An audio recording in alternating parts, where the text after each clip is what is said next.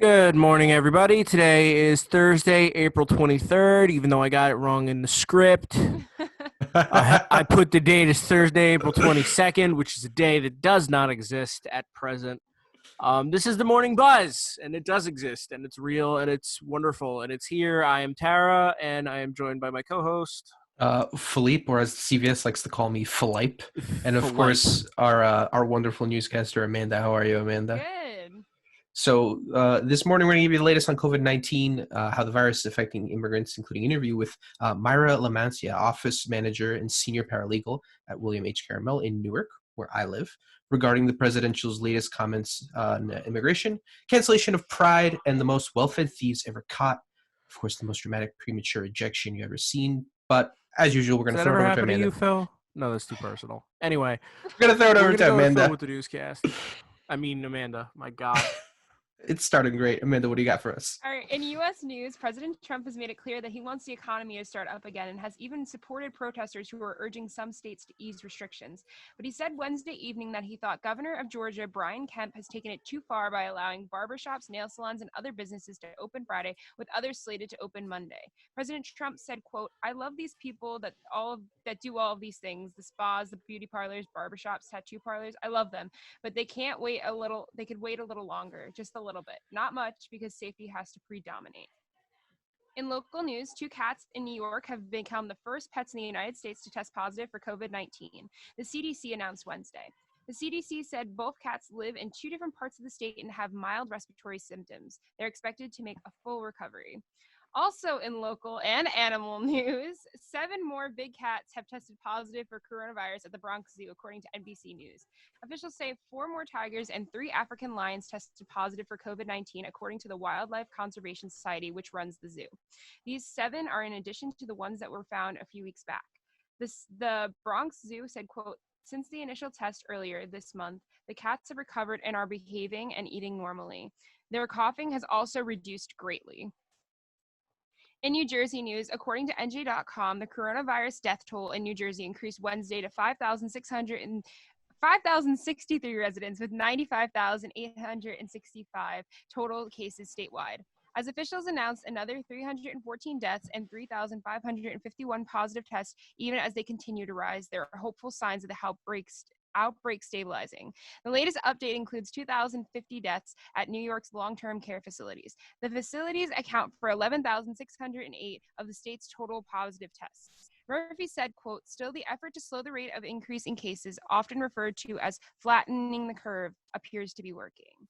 Back to you guys.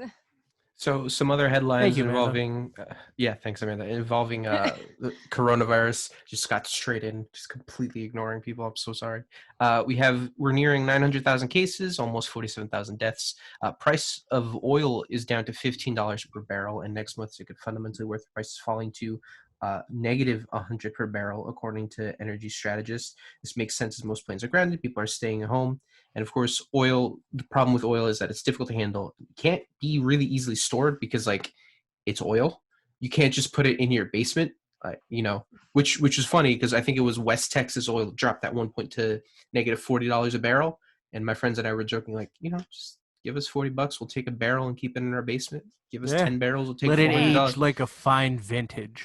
So I meant to ask you Don't guys, do that. what's the weather by you? Because by me, it's 43 degrees. It's going to be a high of 51, humidity 47, and chance of rain 50%. Yeah, here in Newark, it's around about the same. We got 41 right now, high of 51, low of 44. Wait, how's it 41, but the low's 44? Oh my God. But yeah, We've hit a we're glitch in the matrix today. We're on a day that doesn't exist.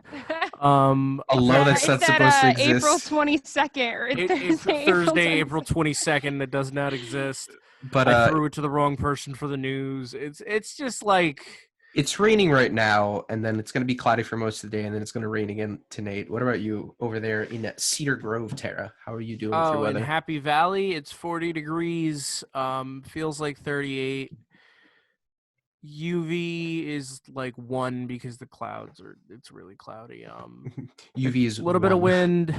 It is. It's like 1 out of 10 on the UV thing.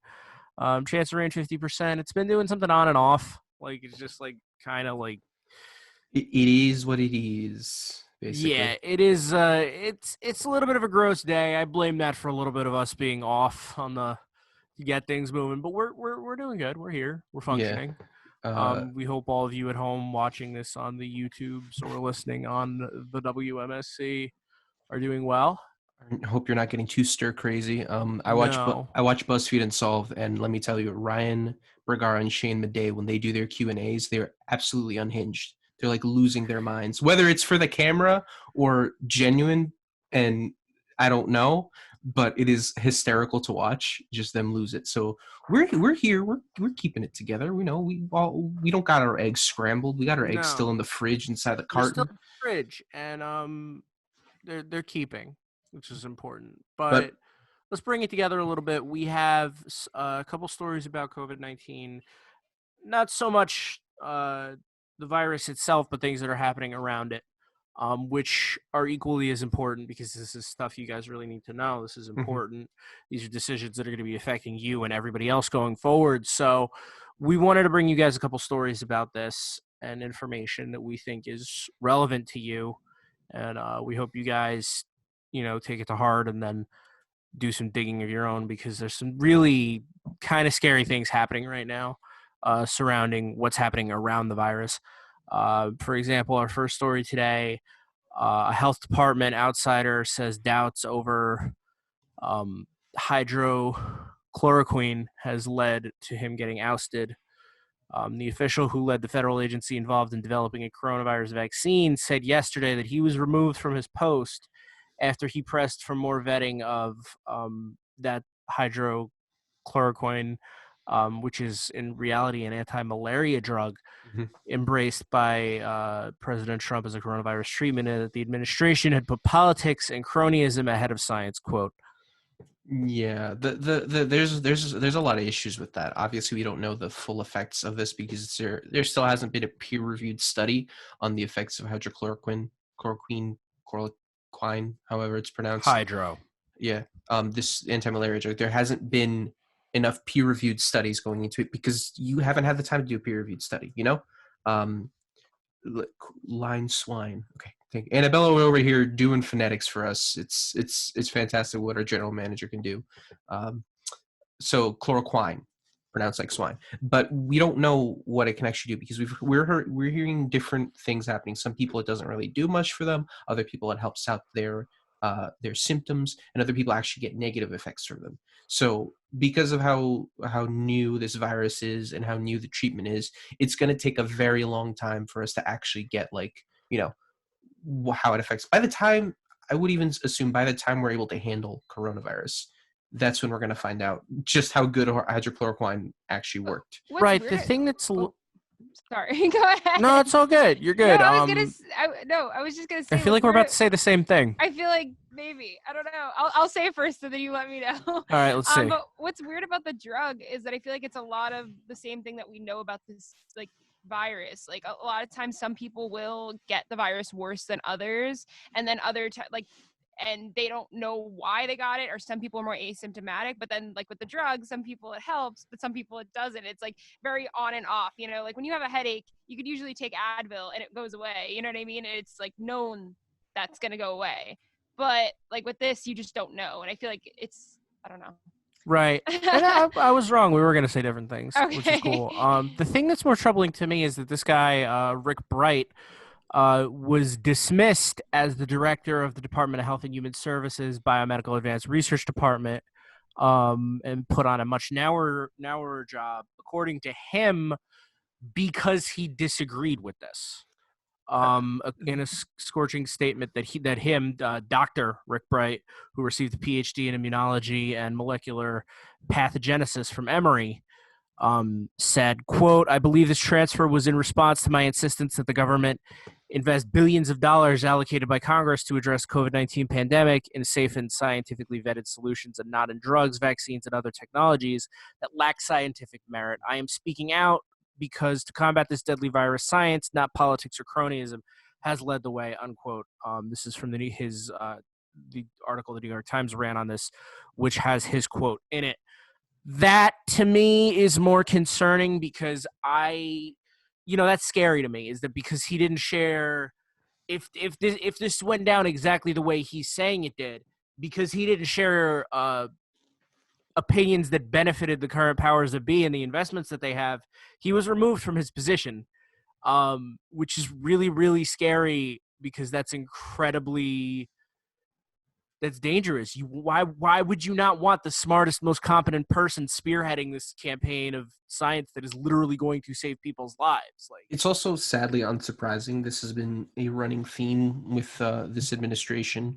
A lot of people who have spoken out or had different opinions have been removed or have been encouraged to resign, and just a lot of partisanship is playing into it. Like, Mitch McConnell was talking yesterday about not willing to allocate more funds for states that happen to be harder hit, like New York and New Jersey and other blue states like California. And basically, instead of saying, "Oh, we'll give you funds," like, "Oh, we can pass a law that allowed you to restructure and declare bankruptcy," as opposed to actually paying money to help us out because of their relationship with the Republican Party. And it very much is how things have been operating. It's a lot of partisanship, and it's already bad enough we have partisanship when it comes to voting for laws, when it comes to trying to pass resolutions. Not saying that Democrats are also not complicit in that. Democratic partisanship can also hurt us, but just right now is this is the worst moment to be able to stay in the across the aisles. Like, you need to come together and you need to get things working. And if whoever's in power isn't able to sit there and say, "Okay, this person may disagree with me and I may have different ideas, but let me keep them here, and then we can work together to figure out, all right, is my idea better? Is your idea better? Or are we going to meet halfway to find a solution that we can both agree on, as opposed to just, ousting them because you want to do it your way." agreed, 100%. And I think the other important thing to remember is, for people on whatever side of the aisle you identify yourself as, is that even if we're inside, November's coming. Okay, there's going to be a lot of elections coming up, including, obviously, the presidency, but like all the elections that go along with that. Mail-in votes are a thing, people. Like, this is not just because we might physically not be able to get to the polling place. Like, that's not, we can't let that stop us, because these are the people that make these decisions. And Our elected representatives are, these are the people that end up putting this kind of pressure on doctors and, how we handle situations like this pandemic. So please, like, do not forget that. My God. And the disconcerting thing too is some of the reactions to mail-in votes that some people have because of when voting for the Wisconsin Supreme Court, for example, was happening. The Supreme Court, the U.S. Supreme Court, voted by mail, off location, to not allow Wisconsin citizens and other citizens to vote by mail, which is a lot of hypocrisy. See, the ridiculous thing about the mailing, like, people getting mad about, like, oh, the mailing and vote thing could, like, cause problems and stuff. Like, it's ridiculous, because you could literally show up to a polling place and people could still, like, cheat and still get different votes in. Like, it can happen anyway. You do it online, and you can get turned do it away. in mail. And exactly. And I think it's ridiculous that, like, it's even a topic that could happen, because it could happen anyway. Yeah, and there's a lot of, like, talking in more conservative areas that, like, oh, if we allow this mailing vote, a lot more people would vote and we might lose power. And I'm just like, so you're actively admitting to voter suppression? That's what's happening, because you can see that, right. If what you literally just said was, if certain people, meaning all people, are allowed to vote, we will lose power. Which, like, at the end of the day, like, whether or not you're Republican, Democratic, centrist, Tea Party, left wing, right wing, unaligned, everyone deserves a right to vote, no matter who you are. Yeah. Like even people who have gotten out of prison deserve to vote. I mean, if you were allowed, all these people, like Florida is a big one. A lot of people can't vote because their right to vote has been taken away because they went to jail, and then they have to go before a panel led by the Florida governor and some chosen officials that basically choose whether or not you want to vote on a whim. Like one of the questions one of the people ask is, do you go to church? What does that have to do with your ability to vote and function in human society? Yeah, like, I guess the whole thing is like we did fight for, most of us fought for our right to vote in a sense, and whatever we like, women weren't always allowed to vote. So like I feel like at the end of the day, even if you don't like either candidate, you gotta vote just to know. Like this goes like I'm not a fan of politics at all, but like I'm still gonna show up at the polling place to like vote because like that's important, and I don't like, you know what I mean, like you just got to give that vote in because people fought for that for you, and just do it. So, And yeah. there's been years and years of people not being able to vote. Yeah, Exactly. And also when this is an interesting case because now we get to see how important an elected, I feel like to some people it's become a little bit detached how important an elected official is, because through previous eras we've had things that don't directly affect us, like issues around the world, like things that happened during the Obama administration, even some things during the Bush administration. Like, yeah, there was the economy and the bailout things that directly affected us, but there weren't too many, like there wasn't like a public health crisis like this where literally the administration's direct response has an effect on people's lives. because like I mean, like we had other health problems, like we had like Ebola, we had swine flu, we had all these other things, and they were big things. But did the whole country shut down because of not them? at all. No. Like I feel like I heard about them for like a week or two, and then it was like gone. Like you didn't hear about it again. And it's like maybe that was just because I was young and I didn't know. But still, at the same time, I think I would have remembered if things got shut down, and things didn't get shut down. So we didn't get daily coverage of swine flu to the extent that we have now. Colleges didn't get shut down. Exactly. I think this is a good way to segue into our next story too, because it's definitely connected to how not just the administration but different special interest groups and private parties are involved in. But Annabella had brought up to us a story of a podcast that talks about and looks into what's going on now with these protests that are going on in places like Florida, Michigan,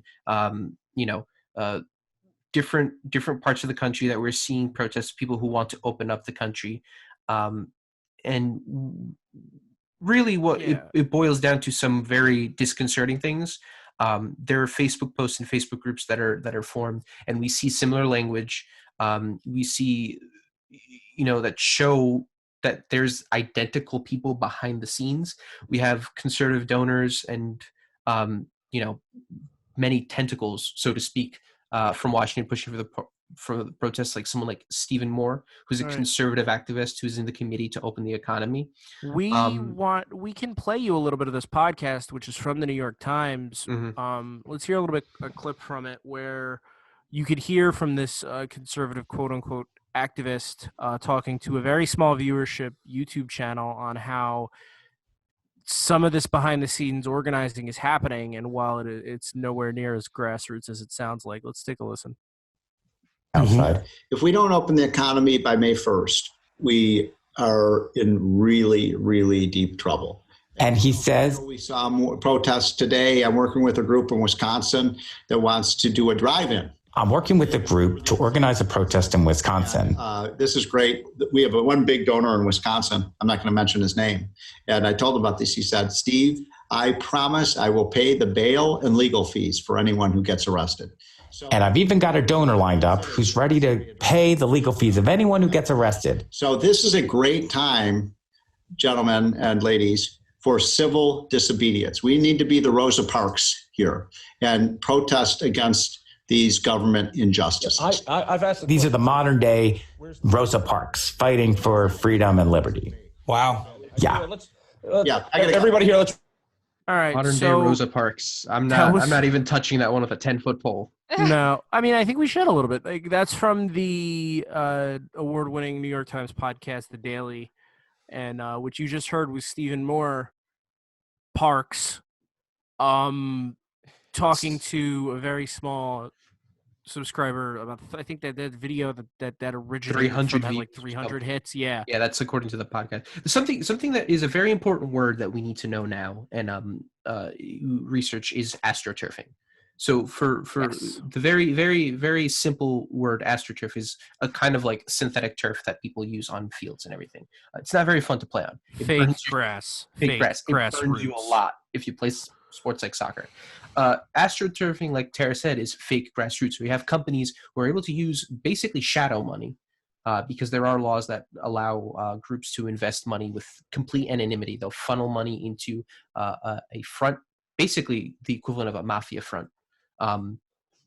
They funnel money into that, and then that gives money to different causes, and they'll hire actors. And this is part of what's happening. There's some on the subreddit our Maryland, for the state of Maryland. Someone did a little bit of research into the founding of these groups, where they found the Pennsylvanians Against Excessive Quarantine and Minnesotans Against Excessive Quarantine were connected to the Pennsylvania Firearms Association and another group called the Minnesota Gun Rights, which both have the same layout, both have the same domains, registered with the same registrar, and registered on the same exact date at the same exact time. Right.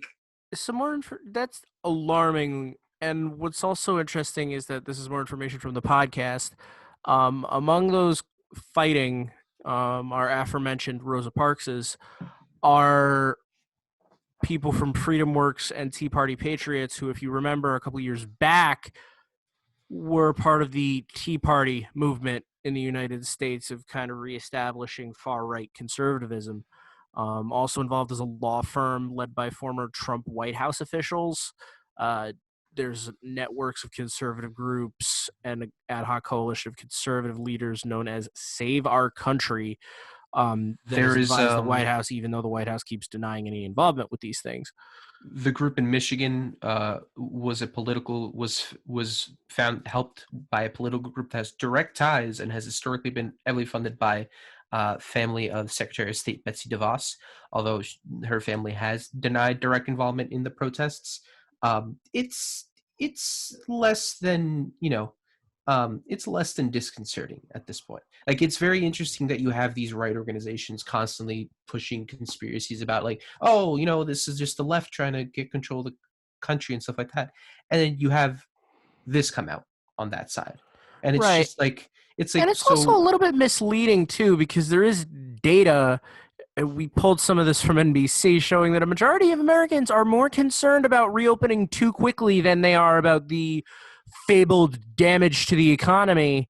And also that President Trump's handling of the situation so far, which involves a lot of this, astroturfing and supporting pseudoscientific things that aren't, vetted or guaranteed safe, he still has a higher disapproval rating than approval rating in the United States by a factor of about 10%. It's very interesting that they always say they want to not the view of the people is what I'm saying. Yeah, they want to save the economy, but the economy can be propped up by government help. For example, the amount of money that was pumped into the stock market recently, where it just kind of feels like it's not the economy that needs to be saved, but capitalistic endeavors that need to be saved.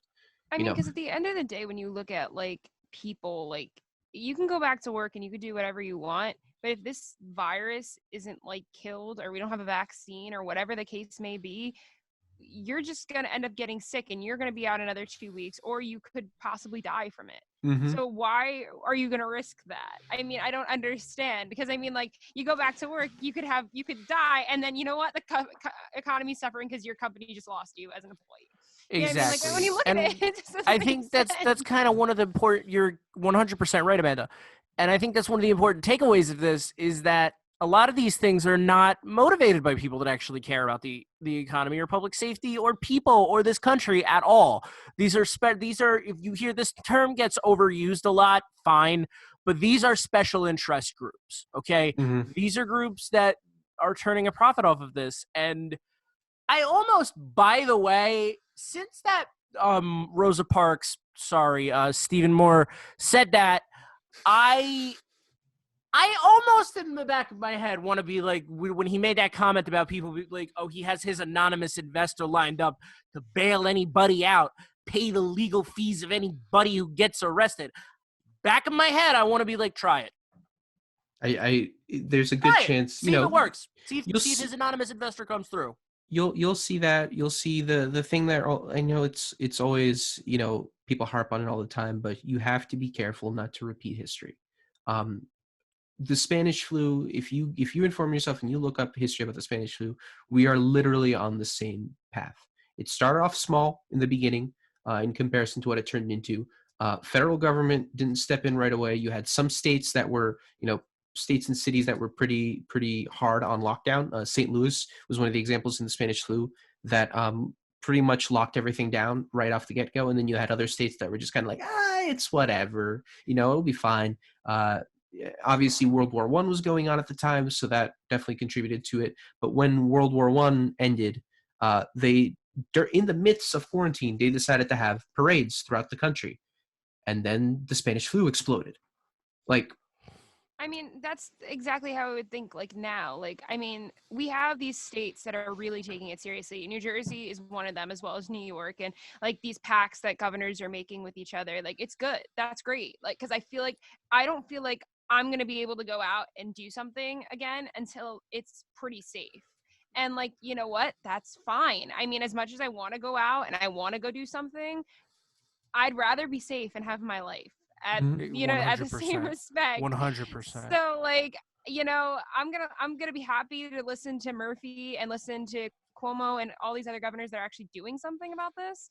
And my only fear is with these other states that are trying to lift these restrictions and which is gonna turn into what you're talking about, Philippe, with the Spanish flu, is that these other states are trying to open, and basically once we're gonna be one day we will be recovered, we will make it through this. But at the same respect, if we get done and the state starts to open up, like our state, New York, the people down south or wherever are going to start bringing that back up here, if that makes sense. Because they're going to travel. They're going to travel again. Yeah. Because their state's open, so they're going to come back to New York and New Jersey and all these other places, California, and it's just going to affect us, the people that actually did it right. And then we're going to be in this mess again. It's funny too. It's funny too because Florida was very adamant when New Jersey was turning into a hot spot. If you're coming from New Jersey or New York, don't come here. And if you do, we're going to force you to get into the quarantine. And I'm like, I think at this point, we need to give them their just desserts. You want to come to New Jersey? You want to come to New York, Pennsylvania, Connecticut, any state up here in the Northeast or, the West? Don't. Yeah, we don't want you here. I mean, you were right in the middle of that, right, Philippe? Weren't you down there when this was all starting? My girlfriend was. She was in Miami and she left early. Left most of her stuff in her apartment because the lease wasn't up yet, so she just left. A, because of how bad it's getting down there, and B, because she was worried about her parents, who are essential workers, who are running the risk every single day, and she has to go back down now at some point with a moving truck to pick up all her stuff. But she was saying it's ridiculous how many people are still going out. The most interaction she had aside from her roommate were other people in her in the building and the property where she lived, because obviously those people are smart enough to stay at home, but they still interacted with everyone else in the building, because at the very least, if you're in the same building, something's going to happen that's going to pass through. But they still practice social distancing because she lives with people that aren't crazy and don't think that this is all a conspiracy. We're going to get hit with a second wave. The CDC is already saying that they fear that a second wave is very possible and will be pretty miserable. We're not doing this because there's some, world powers trying to, like a secret government trying to take control of the world. Places like QAnon on Reddit want to think, and 4chan. This is an issue. People are dying. People are getting sick. My friend's dad has coronavirus and he had pneumonia.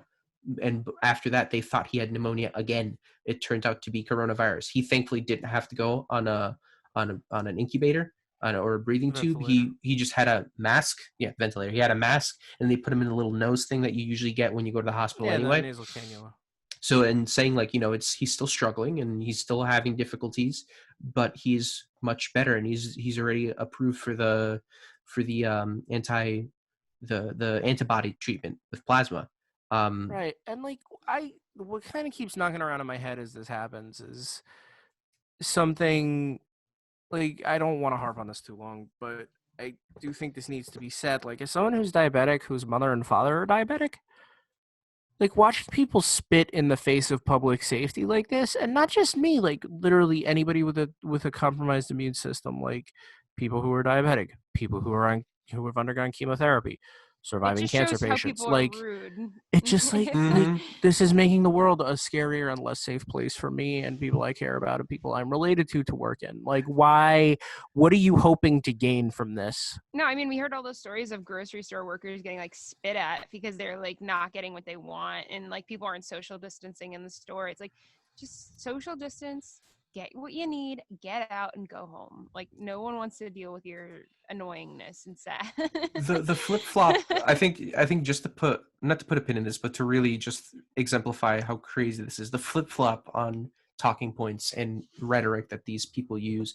You've seen signs that say, "My body, my choice," referring to masks and referring to going things. Annabella put it up right here for us. Like the mental dissonance, for these people who tend to lean pro-life, which is in itself a statement that is a little misleading, because they're pro-life as long as you're inside the womb. Why? That's really all I can say. Right. Like you were why? protesting against people who said my body, my choice. Like, And now now suddenly, you want to Now all of a sudden you hijack want that that. catchphrase. Yeah. like it just boggles the mind. Like, stay safe, people. Stay safe and stay informed. And I guarantee you, if you've had any inclinings to join a movement like that, you're better than this. You're smarter than this, Mhm. and you know it. I'd say at Okay? this point, just join a movement to, I don't know.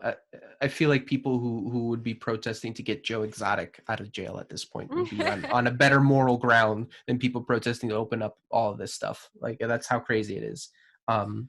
Let's jump into this very weird story coming out of China. Of there were 2 Chinese doctors that were infected with coronavirus during Wuhan, and they were put on life support. And while one of the treatments they were receiving, it, their skin started turning dark. Like, it looks like they were inside a sauna.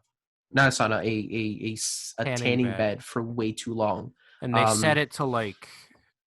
They were transferred twice in the hospital, and it is believed, according to Chinese state media, that there was a hormonal imbalance after their livers were damaged by the bug. Now, we know liver problems induce jaundice, which is just yellowing of the skin. This is super jaundice. You mentioned that a few times now. Super jaundice. It's got a cape. Like, okay. It's crazy because we know how the body reacts in very interesting ways to damage, stuff like that. I mean, people can get physically hurt from stress, just regular emotional, mental stress. You can start losing weight and stuff like that. This is crazy. The fact that they turned dark brown, from just how damaging the coronavirus is. To the liver. I had jaundice as a baby. Now that I think about it, my grandfather, after he did his lemon flavored Tara, was turning all sorts of colors. I think he still has a little bit of jaundice after doing his it wasn't chemo, but he was doing some sort of radiation therapy for his prostate cancer. My grandfather, which prostate cancer is one of the easiest to treat unless it's like in like the later advanced stages. So he's fine, but he's still a little bit yellow from that. But like these Chinese doctors were straight up brown. Yeah. It's insane, and not just from treatment, but from the actual damage of the coronavirus. We already knew the coronavirus did damage to people's lungs, because that's kind of what it does. It attacks the lung cells. It's a similar way to the pneumonia does too. Most respiratory diseases in some way damage your lungs, and coronavirus is no different.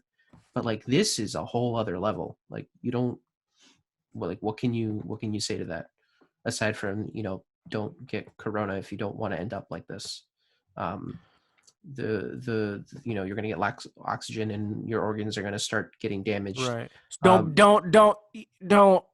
try to turn into Rosa Parks. Yeah. Don't be the next Rosa Parks. That guy said that could compare to like any of these idiots, or compare to somebody as important as Rosa Parks. Is just like, we could spend time on that, but we won't. So we're going to jump to this other story. So Trump tweeted a few days ago talking about around midnight of all times about limiting immigration out of the country. And obviously people were reacting pretty strongly to it, of course.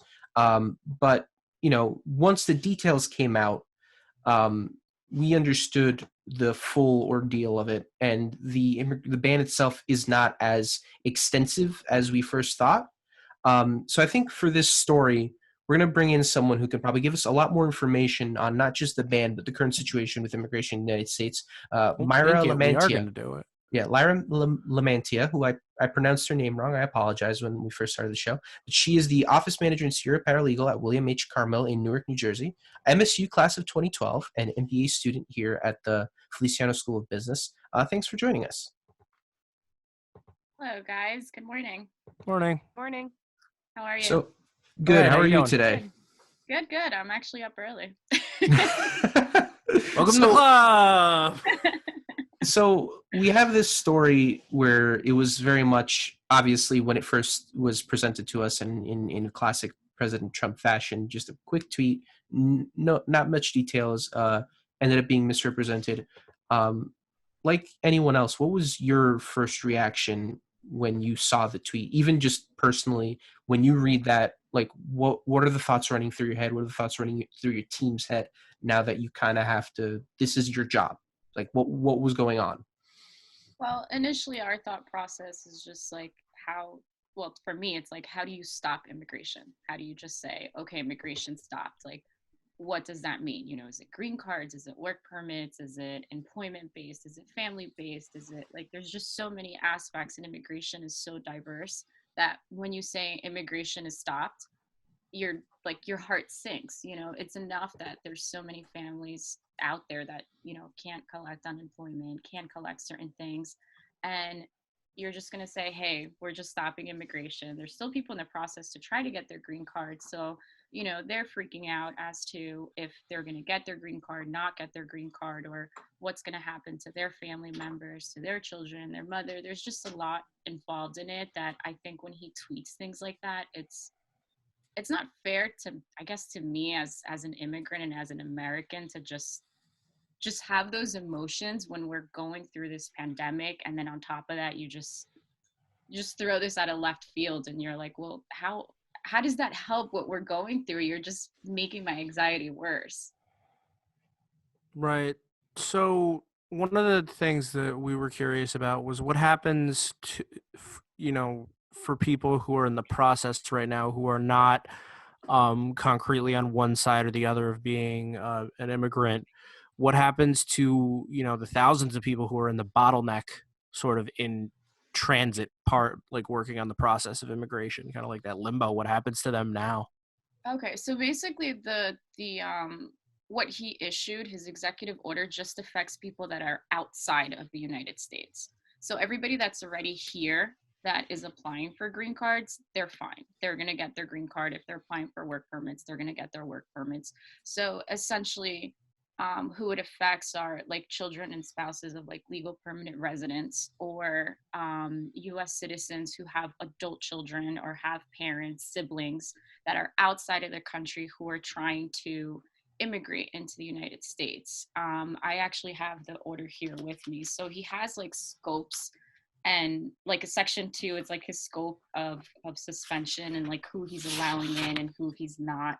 So one of the interesting things in his section 2 was that one of the limitations is that any alien seeking to enter the United States on an immigrant visa as a physician, nurse, or other healthcare professional to perform medical research or other research intended to combat the spread of COVID, or to perform work essential to combating, recovering from, or otherwise alleviating the effects of COVID, are exempt from his order.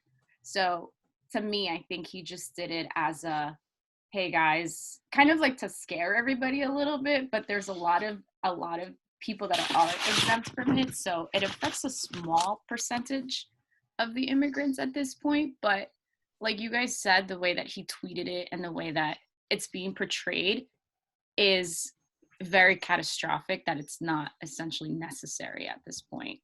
And then what's interesting with that is that for him, it was, hey, I want to boost up the economy. I want to save American jobs. And at this point, I don't really know what jobs he is saving. I mean, we're all kind of living the situation. I mean, at this point, our office is kind of running, but we're still, some of us are unemployed. Some of us, are collecting unemployment. So I'm not really sure what jobs he's trying to save at this point. It very much reads as his usual, a play just really to reach out to his base and kind of reinforce that he's with them. But for people who are, people like your clients and people you work with, even people you may know personally, I know, I live in Newark. I've worked in Newark. I've heard stories about my family dealing with immigration even before 9/11. And when those restrictions came out, what is the reaction of people? Because I remember whenever he pulls up any sort of limitation on the DREAM Act, when he pulled up, just widespread attempts at bans and attempts at keeping green card approvals down, what is the reaction? Like, do you get an influx of calls? Do you get more and more people reaching out saying like, hey, am I okay right now? Am I going to be able to be safe? Like, do your phones just get, completely blown up by people scared because they don't know what's going on, and Trump is always so vague with the way he says things? Yeah, a lot of people do get scared. We do get extra phone calls. And then what's unfortunate to it is that a lot of our clients are Central American, South American. So there is a sort of a language barrier. So sometimes even just explaining this to them is difficult. And I think what's hard about it too is the uncertainty that comes with it. You mentioned DACA, and I was actually reading that yesterday, where DACA can continue to renew their status. But what's happening now is that they were told that ICE, Customs and Enforcement, which is the people who deport you, weren't going to have their information, where yesterday I read an article that it said that now they do have these students' information. So like, what does that mean? And then as these students, you could say, or professionals that are on DACA, do they now run the risk of ICE just coming, picking them up and deporting them because now they know where they live? So why, they're scared now that they applied for this benefit, it can be taken away. And at the same time, they're going to get sent to a country that they possibly don't even know. If I was in that situation, I came here when I was 4. So if I get sent back to Guatemala, I have no idea what to do over there. Yeah, we might have family, but it's not the same. It's not the same as the life that you have here, the jobs, your education, and things like that. So that's what's scary about all this, I think, knowing that at some point he can just say, hey, you're all going back to a country that you don't know, to a country that some people are leaving for, either domestic violence or gang related, or it's just, some of these countries are very dangerous. And I just hope he does come up with something to help the people that are here.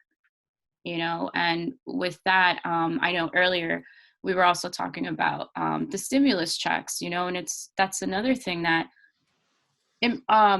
immigrants are not obligated to file tax returns because they don't have a social security number, right? So now, according to the law, any family that files taxes with the ITIN number, which is the Individual Taxpayer Identification Number with the IRS, and they don't have the social security number, and they're married to a U.S. citizen, those U.S. citizens are not getting a stimulus check. And they're also not getting the additional $500 that they would for each child that is a U.S. citizen.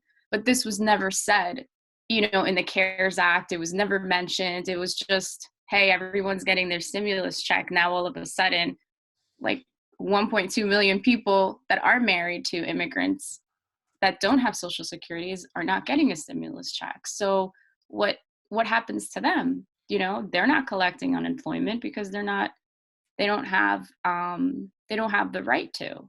So there's just too much going on, to be honest, with immigration. And it seems like it changes every day, and you just have to be like on the lookout for it. And a lot of it is left to interpretation.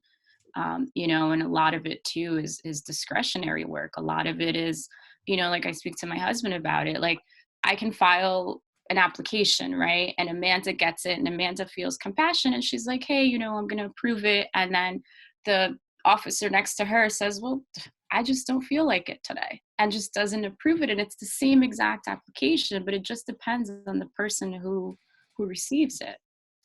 Mm-hmm.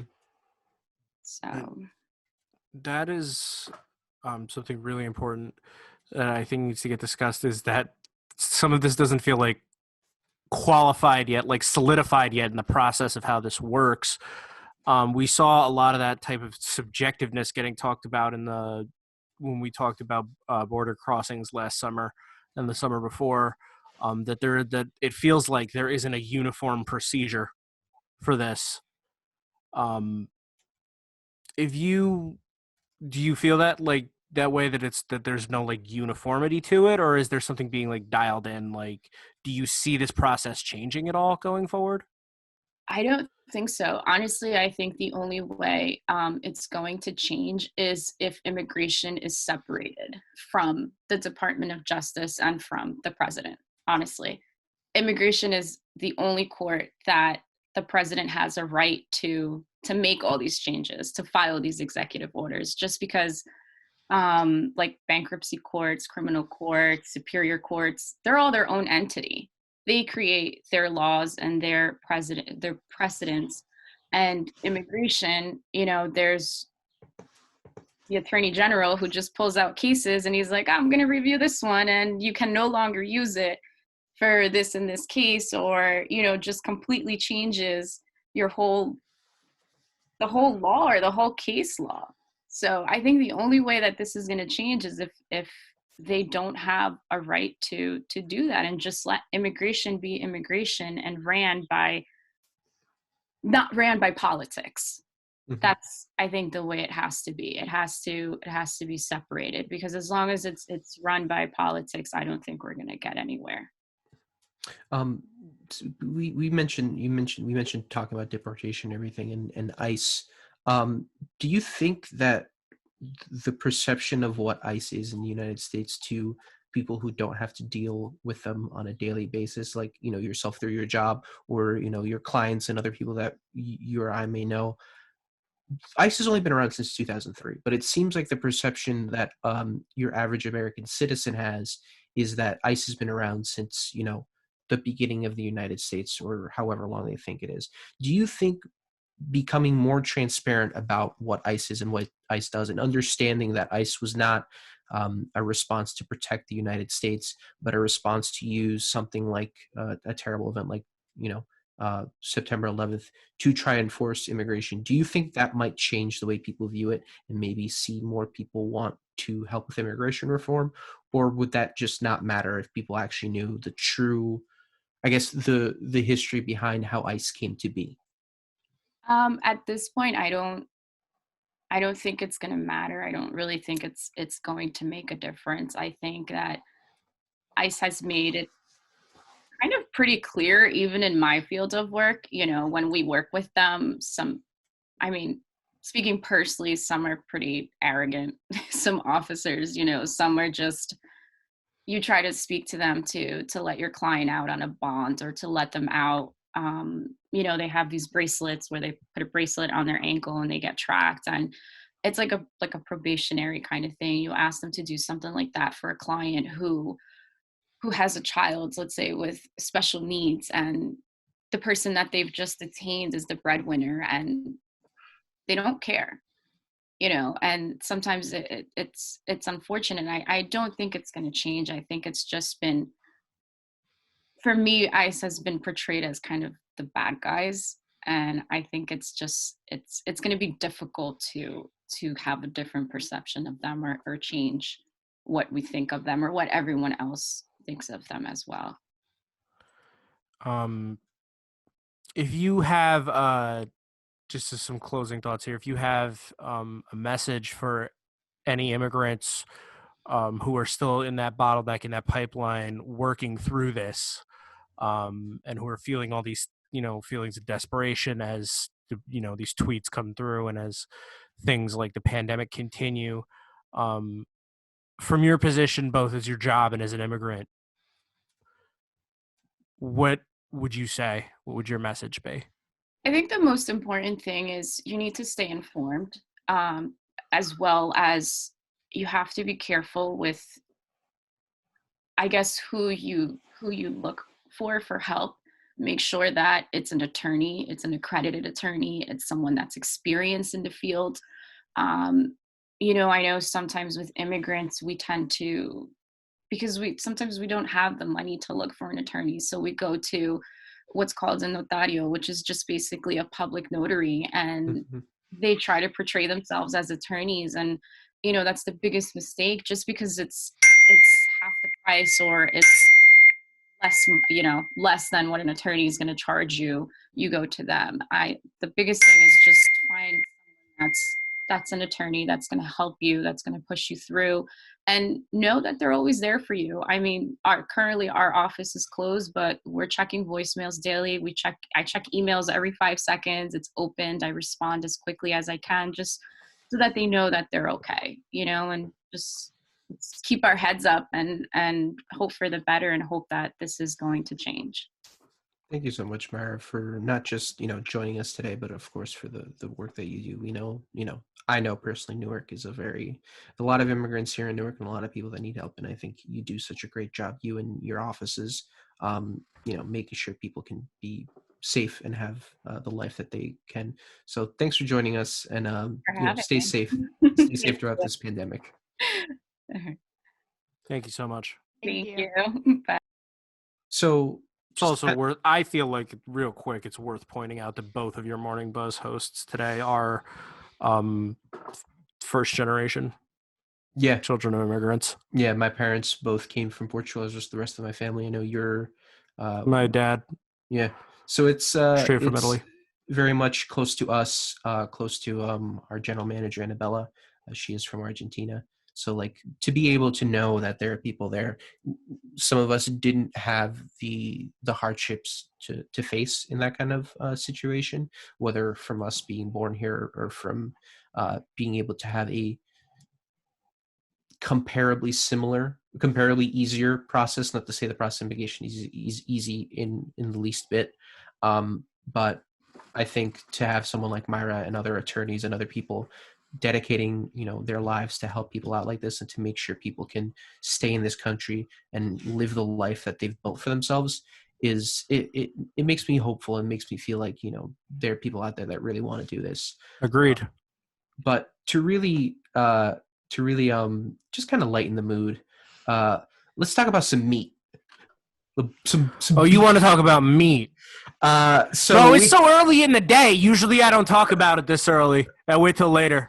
So this is gonna probably a story to a warning story to not leave your meat out, and to don't leave it. People don't want to see that, and it could get you in a lot of trouble. So in Visalia, California, at around 4:30 a.m. on Tuesday, there was a burglary at the Jalisco Meat Market. When they arrived there, they detained an adult and a boy under the age of 18. They left the business, and they followed a trail of meat to an apartment where they found 6 adults and 5 minors connected to the burglary. 13 people were arrested. They found some of the stolen meat being cooked during a small gathering. And a very important note about this robbery is that the home was filled with food. So this wasn't people stealing because of the fact that they were hungry. This was people stealing, I guess, just to steal meat. Oh my goodness. So, look, sometimes you got to get it. But the thing is, what my favorite part of this story, and then we got one more thing before we leave, but my favorite part of this story, unquestionably, is the line, officers followed a trail of meat to a nearby apartment. A physical trail. You were so bad at stealing that you left the product literally just like dots, like Pac-Man, just following it down and to you. You were a terrible thief.